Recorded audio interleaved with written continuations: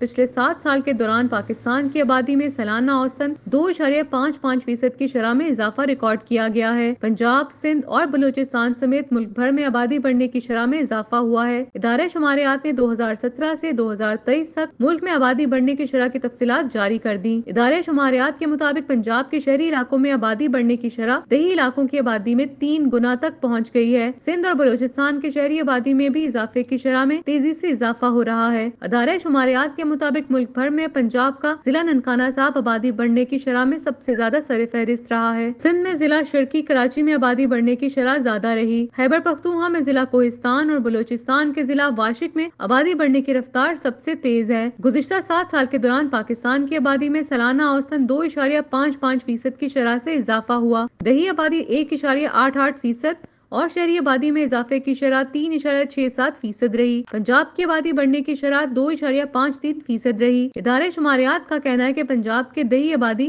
1.46% رہی، جبکہ شہری آبادی میں 4.24% اضافہ ہوا۔ پنجاب میں سب سے زیادہ آبادی بڑھنے کی شرح ضلع ننکانہ صاحب میں 3.19% رہی۔